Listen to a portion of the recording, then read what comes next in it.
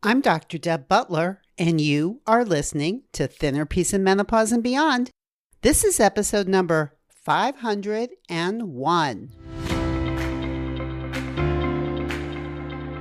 Welcome to Thinner Peace and Menopause and Beyond. This is Dr. Deb Butler, Master Life and Weight Coach, and as always, your coach. If you're a woman and you're smart and you're successful and you've been struggling with weight your whole life, and now menopause is making it harder than ever, and you are ready to make this the last time you ever have to go on a diet again, then this podcast is for you. Stay tuned. Well, hello, all my dear friends all over the world. What a beautiful day it is in my neighborhood, and I hope it is in yours too. Well, today I have something that I'd like to talk to you about and share with you, and it's a concept that I came up with 3 to 4 years ago called your MQ. And I used this term, MQ, which is a mindfulness quotient, to help you navigate the holidays. So it is also one of my most popular downloaded podcasts.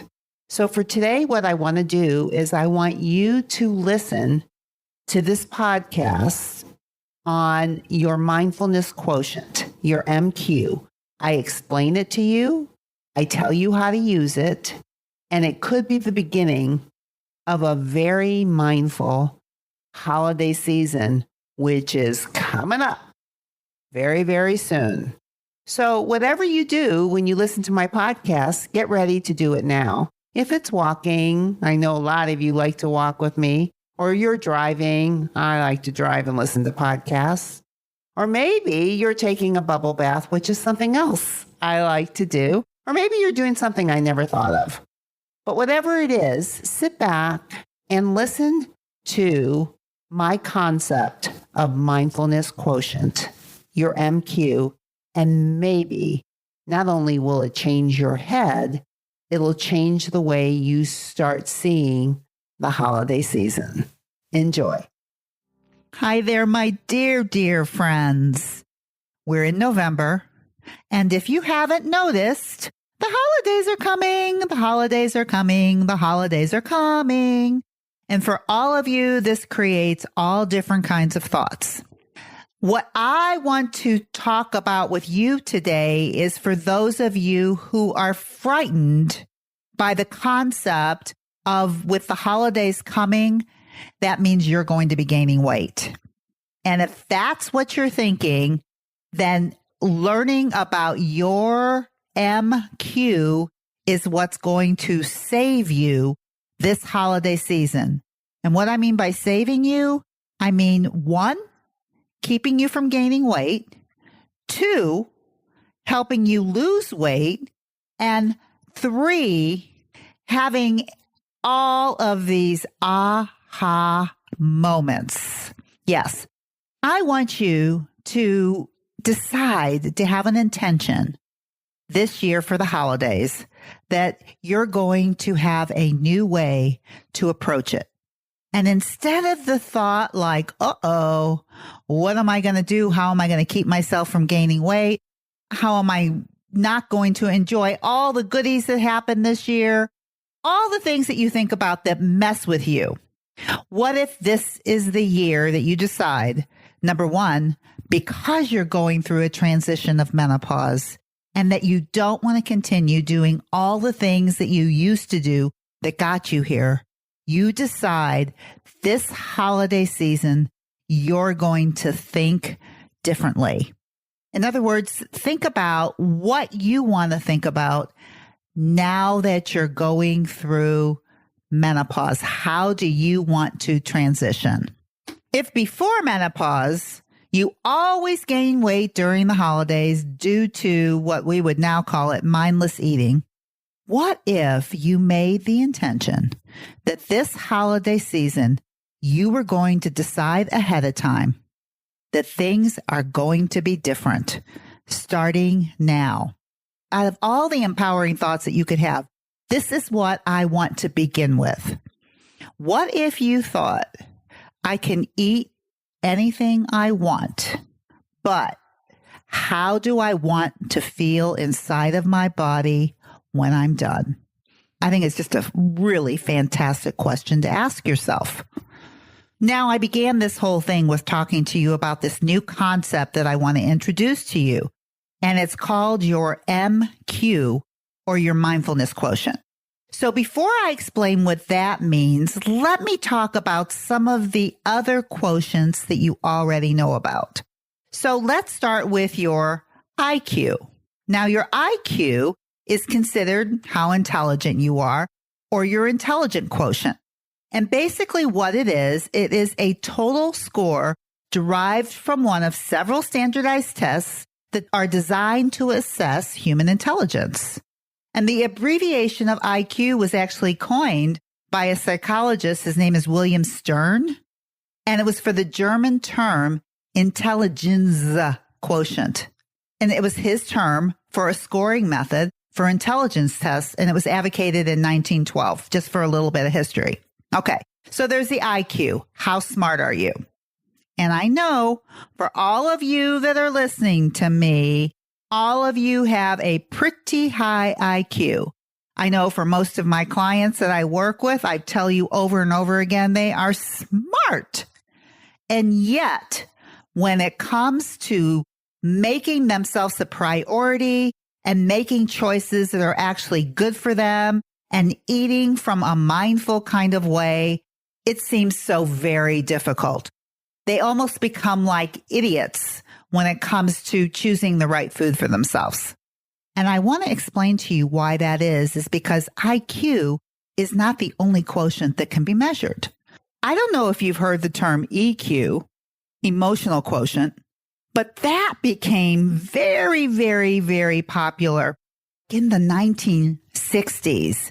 And then again, by, I'm sure you've heard of him, a special journalist and a psychologist, Daniel Goleman, who wrote his very, very popular book in 1995 called Your Emotional Quotient, your EQ, or emotional intelligence.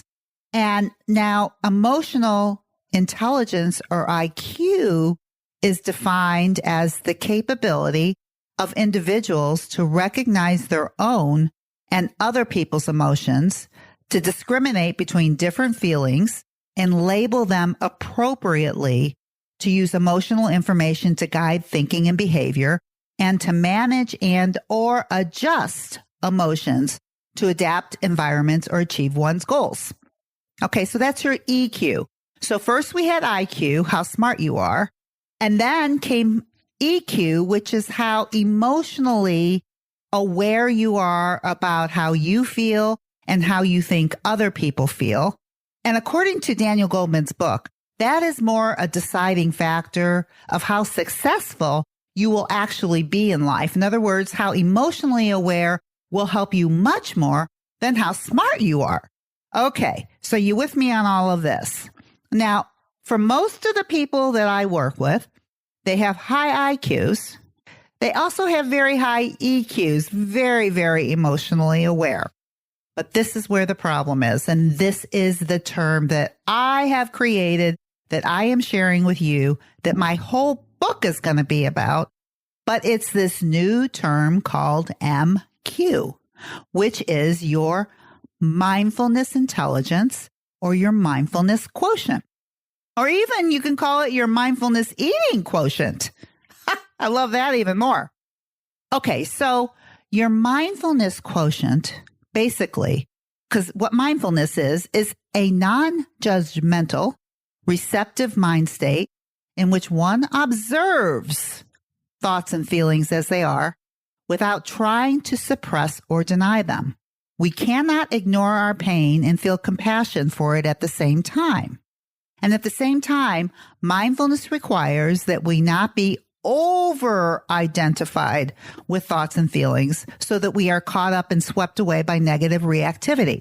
So the difference between your MQ and your EQ is MQ is you are non-judgmentally aware of what's going on inside of you and what's going on around you. And that non-judgmental awareness is really what separates your EQ from your MQ.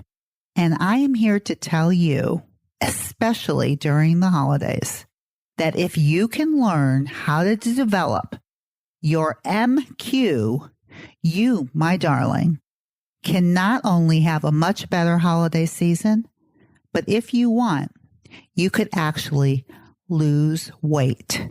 And that is what I want to talk about today, and how for you to discover what that is for you. And what I've devised is I've devised a little quiz. So the IQ test was all about standardized testing. And I think for my MQ, the beginning is I'm going to start with some questions and how you would answer it. And then what I will do today is I will tell you the correct mindful answer, why it is correct, and how you can develop that inside yourself. Do you want to enjoy the holidays more? Would you like to lose weight or even stay the same during the holidays? Then I want you to get ready for this quiz that I'm about ready to give you. Are you ready? Question number 1. Now, these questions are all going to be in regard to Thanksgiving, because that's the first holiday that's coming up. And we're going to be very aware of what we're thinking. Okay? So here we go. Question number 1. You're getting ready to go to a party and you're feeling hungry, about a -1 on the physical hunger scale. What do you think and what do you do? Here's the first possible answer. This is what you think. I'm not going to eat now. I'm going to save my appetite for the party because the food is going to be so delicious and I really, really want to be hungry to eat it. And let's say that by the time you get to a party, you're at a -6. And what do? You eat as much as possible. You think to yourself, you'll never have a chance to eat all this beautiful food again. So you eat and drink as much food as possible because number 1, you're so hungry. And number 2, you think you may never have it again and it looks so good. And you also think, hey, it's the holidays for Pete's sake. Here's the second possible answer. You think to yourself about all the things that you're not going to be able to eat because you're on a diet. And you feel so sorry for yourself. And by the time you get to the party, you finally think to yourself, what the heck? It's just one night. And you've been so good. You deserve to eat it. That's the second possible answer. And here's the third possible answer that you can come up with. You eat a little fuel food now because you're at a -1. So you bring yourself up to a +2 and you tell yourself that you can eat anything you want at the party as long as you're hungry, or you must enjoy every single bite if it's a joy food. You pause when you get to the party. You pay attention to all the people that you want to talk to, and you pay attention to all the food that's around that are your choices. And you're not very hungry. You're very little hunger at this point too, right? Because you ate a little bit before you came. So you really get to be mindful about what you want to eat and what you don't. So what you decide to do is you enjoy communicating and socializing with the people that you decided that you want to talk to.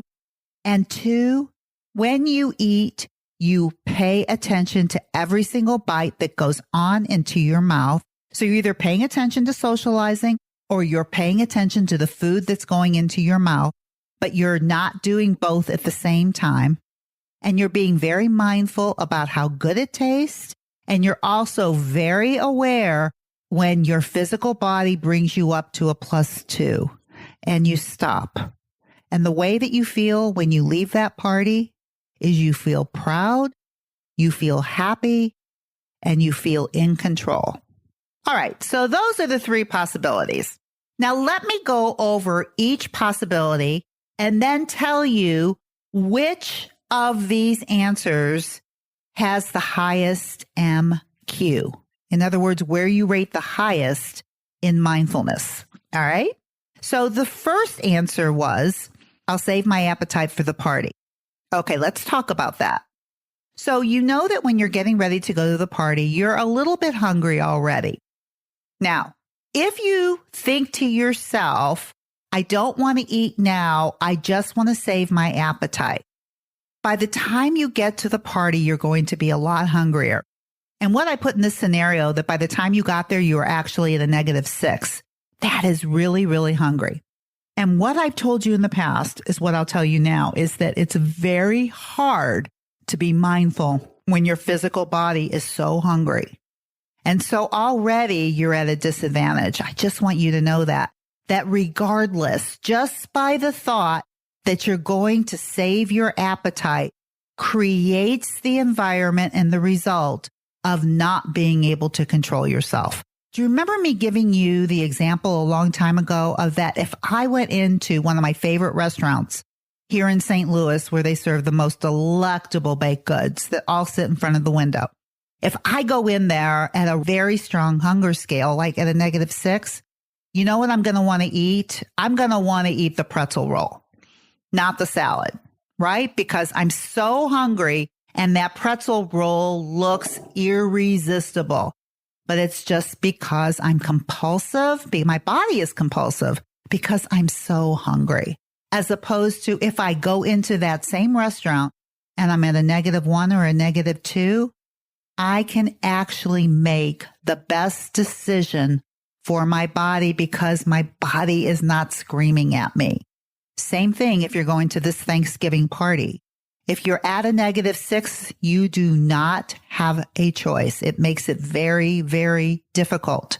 So the mindful way of doing this is that when you feel a little bit hungry, before you leave for the party, you take care of that hunger to ensure that when you get to that party, your body is not screaming at you and you can be extremely mindful of what you want to put in your body, right? So that first answer is not the correct answer, saving my appetite for the party. Nope. If you're starting to get hungry before you leave, you take care of it right there and right then.